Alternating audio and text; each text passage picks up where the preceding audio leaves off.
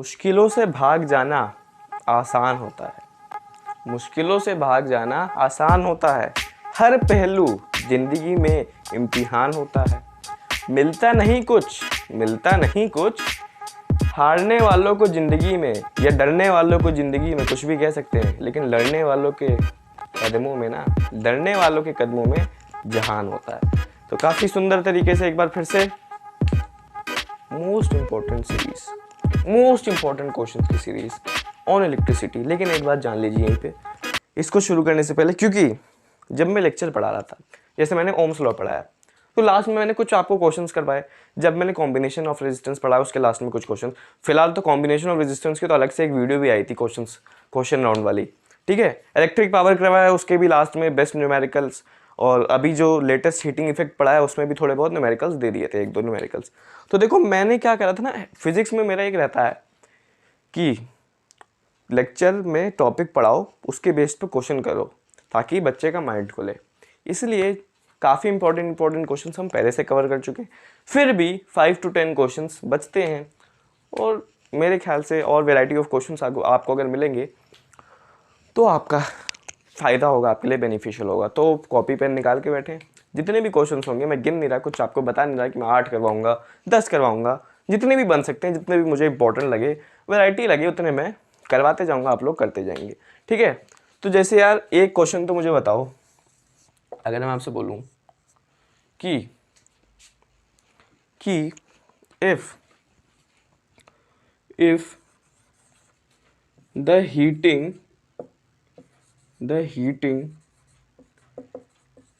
element of an electrical iron is decreased, state whether it will consume more or less electrical energy. तो ये question आप एक बार try करें खुद से। स्टेटमेंट आई होप क्लियर होगी। स्टेटमेंट मैं समझा भी देता हूँ। पूछ रहा है, अगर मैं एक हीटिंग एलिमेंट जो होते हैं ना, इलेक्ट्रिकल आयरन एक हीटिंग डिवाइस है, उसका कुछ हीटिंग एलिमेंट होगा, अगर वो हीटिंग एलिमेंट में डिक्रीज कर दूँ, उसकी लेंथ जो है वो डिक्रीज कर दूँ, तो क्या होगा? इलेक्ट्रिकल एनर्जी वो अब भी ज़्यादा कंज्यूम करेगा या लेस कंज्यूम करेगा? ये थोड़ा दिमाग लगाएं इस पर, काफ़ी ईजी है, एक लाइन का आंसर है। मैं चाहता था शुरुआत इससे ही करूँ, अगर बच्चे सो रहे हो तो उठ जाएं, इसलिए मैंने ये क्वेश्चन दिया। तो इस क्वेश्चन को खुद ट्राई करें। रेजिस्टेंस का भी कंसेप्ट लग रहा है इसमें, और इलेक्ट्रिकल एनर्जी और पावर वाला तो लग ही रहा है। कुछ नहीं है, एक लाइन आपको, आपने अगर सोच ली, अगर आपने ये सोच लिया ये कि रेजिस्टेंस इज इनवर्स या पावर इज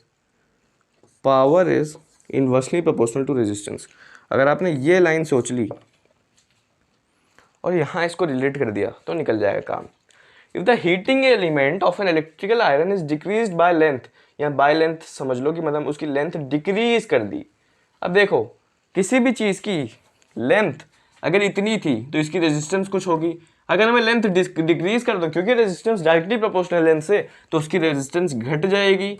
बोलो हाँ, मतलब इसकी रेजिस्टेंस घट गई। अगर इसकी रेजिस्टेंस घट गई तो इस रिलेशन की मदद से इसकी पावर जो है बढ़ जाएगी, और अगर पावर बढ़ेगी तो इलेक्ट्रिकल एनर्जी कंज्यूम भी बढ़ेगी। इसका मतलब मोर इलेक्ट्रिकल एनर्जी वो कंज्यूम करेगा। बात समझ में आई? फिर से समझा देता हूँ। Heating element of an electrical iron की जो लेंथ है वो डिक्रीज करी है हमने, ठीक है। तो अगर लेंथ पहले मान लो r थी, फिर उसकी लेंथ हमने डिक्रीज कर दी, तो जब लेंथ डिक्रीज करेंगे, क्योंकि डायरेक्टली प्रोपोर्शनल रेजिस्टेंस लेंथ से सभी को पता है, तो उसकी रेजिस्टेंस भी डिक्रीज हो जाएगी। अगर रेजिस्टेंस डिक्रीज होगी किसी भी एलिमेंट की, किसी भी अप्लायंस की, हीटिंग इलेक्ट्रिकल आयरन जैसे यहाँ पे लिया एग्जाम्पल, तो उसका पावर बढ़ जाएगा। पावर बढ़ जाएगा तो इलेक्ट्रिकल एनर्जी तो अपने आप ही बढ़ जाएगी, तो ज़्यादा इलेक्ट्रिकल एनर्जी वो कंज्यूम करेगा। तो कैसा था क्वेश्चन? हो गया होगा आपसे, होना भी चाहिए था। नहीं होया होगा तो दिमाग लगाएं, सोल्यूशन देखें, इसको समझें, ठीक है। और कैसे क्वेश्चंस बन सकते हैं, मतलब मैंने सारे, मतलब काफ़ी क्वेश्चंस मैंने करवा दिए, लेकिन जितने बचे थे, जितने मेरे नॉलेज में है, जितने इंपॉर्टेंट क्वेश्चंस या जितने लॉजिकल क्वेश्चंस, देखो इंपॉर्टेंट से ज़्यादा लॉजिक क्लियर होगा ना तो कोई भी क्वेश्चन क्रैक कर ले जाओ। जैसे अगर कंसेप्ट क्लियर है कि लेंथ डिक्रीज हुई तो रेजिस्टेंस बढ़ी, रेजिस्टेंस घटी तो पावर बढ़ी, पावर बढ़ी तो इलेक्ट्रिकल एनर्जी बढ़ी। अगर ये कंसेप्ट लॉजिक क्लियर है तो कैसा भी क्वेश्चन बन सकता है। कोई पर्टिकुलर क्वेश्चन थोड़ी ना आता है पेपर में, बोर्ड एग्जाम में कोई भी क्वेश्चन दे देगा, बस लॉजिक पता होना चाहिए, कंसेप्ट पता है तो क्वेश्चन उड़ा ले जाओगे। देखो एक और बहुत बढ़िया क्वेश्चन लिखने जा रहा हूँ, इसको थोड़ा ऊपर लिखता हूँ क्योंकि इसमें थोड़ी कैलकुलेशन है, थोड़ा न्यूमेरिकल क्वेश्चन है। देखो क्वेश्चन बहुत सिंपल, एक लाइन का क्वेश्चन है। 6 ohm resistance wire is doubled up by folding.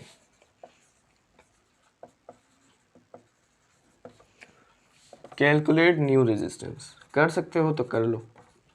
Calculate new resistance। अगर ये आपने कर लिया इसका मतलब आपका लॉजिक बहुत क्लियर है। ये क्वेश्चन मुझे नहीं पता आपने पहले देखा है कि नहीं देखा है, काफ़ी बच्चों ने देखा होगा, ठीक है ना। अगर ये क्वेश्चन कर लिया इसका मतलब आपका लॉजिक क्लियर है। कौन सा लॉजिक क्लियर है? आपका कॉम्बिनेशन ऑफ रेजिस्टेंस से पहले जो था रेजिस्टिविटी वाला लॉजिक वो क्लियर है। रेजिस्टेंस का मैं हिंट देता था, रेजिस्टेंस का वो वाला फॉर्मूला लगाएं जिसमें रेजिस्टेंस जो है रेजिस्टिविटी से रिलेट होती है, वो वाला फॉर्मूला लगाएं। देखिए क्या क्वेश्चन बन रहा है।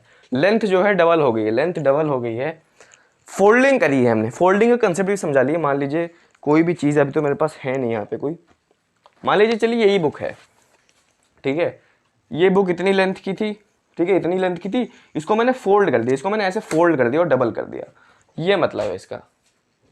समझ में आई बात? कोई इतनी चीज़ थी, ठीक है, यहाँ इसको बीच से ऐसे फोल्ड करके ऐसे डबल कर दिया, ये मतलब। डबल का मतलब ये नहीं है कि डबल ये इतनी थी इसको ऐसे डबल कर दिया, ये नहीं, फोल्ड कर दिया, यहाँ बीच से इसको ऐसे फोल्ड कर दिया, तब फोल्ड होकर डबल कर दिया। ये कंसेप्ट अगर क्लियर है और क्या नाम है आपका रेजिस्टिविटी, आपको जब रेजिस्टेंस से रिलेटेड होती है वो वाला फॉर्मूला क्लियर है तो ये क्वेश्चन आप ले जाओगे। देखो मैं कैसे करूँगा इसे सॉल्व, इसको सॉल्व मतलब इंपॉर्टेंट है इसलिए मैं यहाँ पे करवा रहा हूँ। शायद ये मैंने पहले भी करवा रखा है आपको और ये आपने क्वेश्चन कर भी रखा होगा, लेकिन ये बहुत ज़्यादा इंपॉर्टेंट है। क्यों इंपॉर्टेंट है वो देखिए। अ 6 ohm resistance wire is doubled up by folding, calculate new resistance. ठीक है, मान लो पहले 6 ओम का रेजिस्टेंस वायर था, तो जो रेजिस्टेंस थी वो 6 ओम्स थी, ठीक है। ये रहा वायर, इसकी कुछ रेजिस्टेंस है, इसकी कुछ एल लेंथ होगी और ए एरिया ऑफ क्रॉस सेक्शन होगा, रेजिस्टेंस इसके हमें दी है। तो देखो रेजिस्टेंस का फॉर्मूला क्या बनेगा, R is equal to rho into L by A, ठीक है, जिसमें रो रेजिस्टिविटी है, एल लेंथ है, A area of cross section है, और यहाँ पे आर क्या है, 6 is equal to rho into L by A, ठीक है। इसको मान लिया मैंने पहली क्वेश्चन। ये समझ में आया कि नहीं है? मैंने कुछ नहीं करा, बस फॉर्मूला लगाया। देखो पहले उसने बोला एक 6 ओम रेजिस्टेंस वायर था, बस यहीं तक पढ़ो। एक 6 ओम रेजिस्टेंस वायर था, बना लिया, उसकी एल लेंथ मान ली, ए एरिया ऑफ क्रॉस सेक्शन मान लिया, आर उसका दी था, ये हमने इक्वेशन पहली बना ली, ठीक है। अब दूसरे केस में, दूसरे में क्या कह रहा है, डबल लब बाय फोल्डिंग। मान लो ये था ना, ये था, इसको फोल्ड कर दिया, फोल्ड कर दिया। तो फोल्ड करोगे तो फोल्ड कैसे करोगे यार, जब फोल्ड करते हो किसी चीज़ को तो बीच से वो ऐसे मुड़ जाता है, तो यानी यहाँ से मतलब ये ऐसा आ जाएगा पूरा, इसको ऊपर हो जाएगा, ऐसे आ जाएगा, ये ऐसा आके पूरा ऐसे फोल्ड हो जाएगा, तो बीच से ये फोल्ड हो जाएगा। समझ आ रही है बात की नहीं? ये कुछ ऐसा बन जाएगा, बीच से फोल्ड हो जाएगा ऐसे, ठीक है। तो देखो अगर मैं किसी चीज़ को फोल्ड करके डबल करूं तो पहली बात उसकी लेंथ घटती है। खुद ही सोचो, इतना बड़ी चीज़ थी, अभी मैंने बुक भी दिखाया, इतनी बड़ी बुक थी, जब उसको फोल्ड कर दिया तो उसकी लेंथ खाली इतनी सी बच गई थी, ठीक है। तो लेंथ क्योंकि बीच से फोल्ड करा है तो लेंथ क्या हो जाएगी, हाफ हो जाएगी। लेंथ क्या हो जाएगी, हाफ हो जाएगी। ये समझना बहुत जरूरी है जो मैं यहाँ पे लिखने वाला हूँ। कंसेप्ट समझ में आया कि नहीं आया? बीच से फोल्ड कर दिया, फोल्ड करोगे तो लेंथ घटेगी, लेंथ कितनी हो जाएगी, L/2, हाफ लेंथ हो जाएगी। अब देखो यहीं खुद देखो इमेज को, एरिया बड़ी लग रही है कि नहीं बढ़ रही? अरे भाई फोल्ड कर लोगे, फोल्ड करके डबल बढ़ जाओगे तो एरिया बढ़ जाएगी कि नहीं बढ़ जाएगी?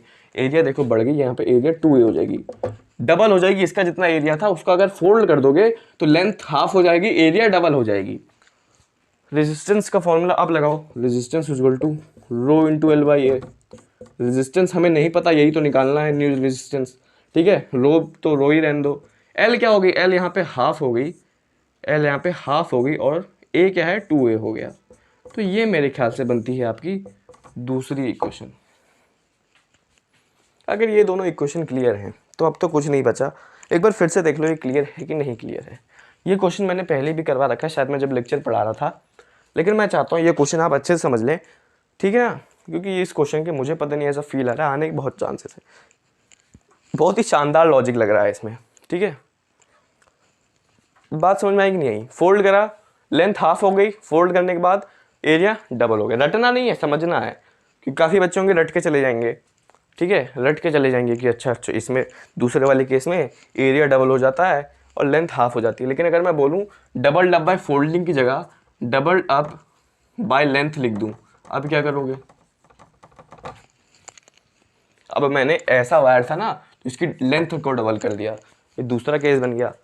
तो रटना नहीं है। अब देखो इसमें लेंथ डबल हो जाएगी, भाई लेंथ को डबल कर दिया तो लेंथ 2a हो जाएगी, और जब किसी भी वायर को और साइज बढ़ाओ तो उसका एरिया, अगर और साइज बढ़ाओगे तो एरिया हाफ हो जाएगा।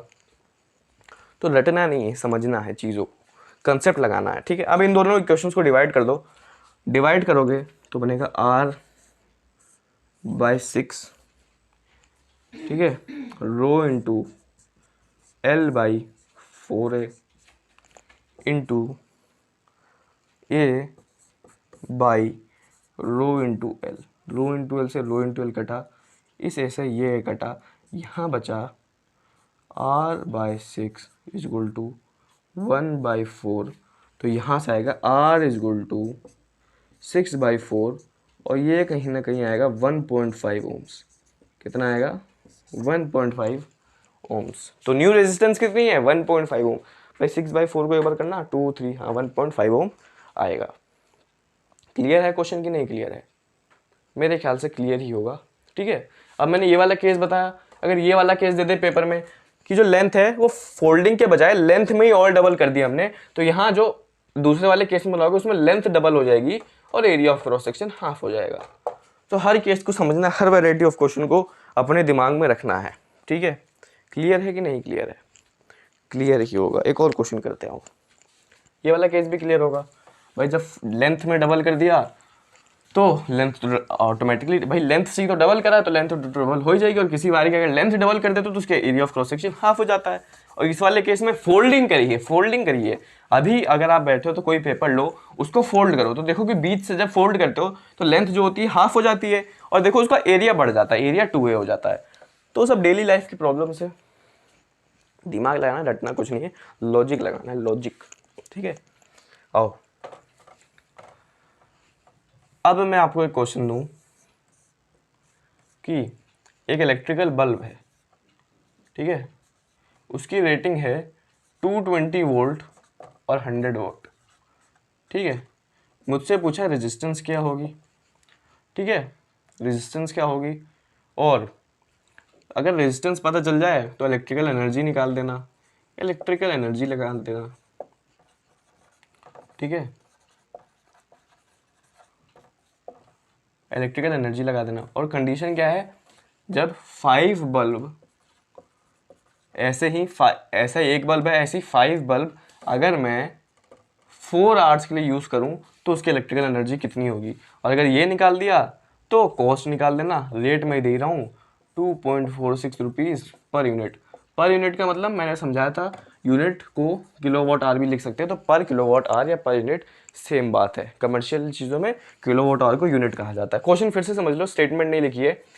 इतने रेटिंग का बल्ब है, ठीक है, रेजिस्टेंस सबसे पहले निकालो, उसके बाद इलेक्ट्रिकल एनर्जी पूछिए कब, जब ऐसे ही 5 बल्ब जलाऊं मैं 4 घंटे तक, तब इलेक्ट्रिकल एनर्जी कितनी होगी ये बताओ, और कॉस्ट बताओ। जब रेट इतना दे रखा है, इलेक्ट्रिकल एनर्जी कॉस्ट निकल, तो काफ़ी सारी चीज़ें निकालनी है, सब आराम आराम से निकलती जाएगी। पॉज करें वीडियो को, पहले रेजिस्टेंस निकाले, फिर इलेक्ट्रिकल एनर्जी, फिर कॉस्ट, देखें फिर आंसर मैच कर रहा है कि नहीं कर रहा है, ठीक है।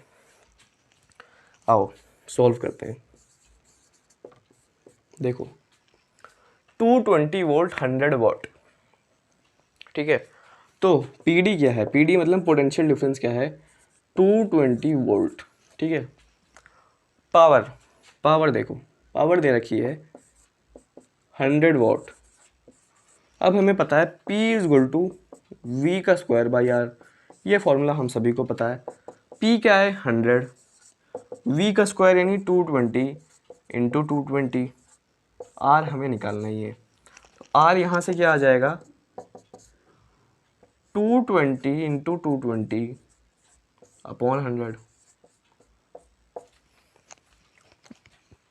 22 इंटू 20 करो कितना आएगा, 22 इंटू 22।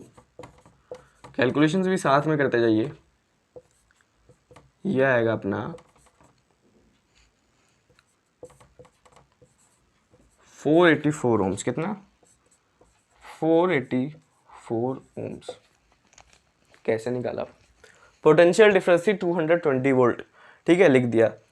पावर थी 100 वॉट की, P is equal to V square by R, formula पता है, V का स्क्वायर यानी 220 इंटू 220 का स्क्वायर बाई आर P। तो यहाँ R जो इधर आ जाएगा, ये 100 नीचे चले जाएगा, 0 से 0 कटा, 484 ओम्स आ गया। अब देखो और दिमाग लगाते हैं, इलेक्ट्रिकल एनर्जी लगानी है। ये देखो इलेक्ट्रिकल एनर्जी लगानी, क्या लगानी है? Electrical energy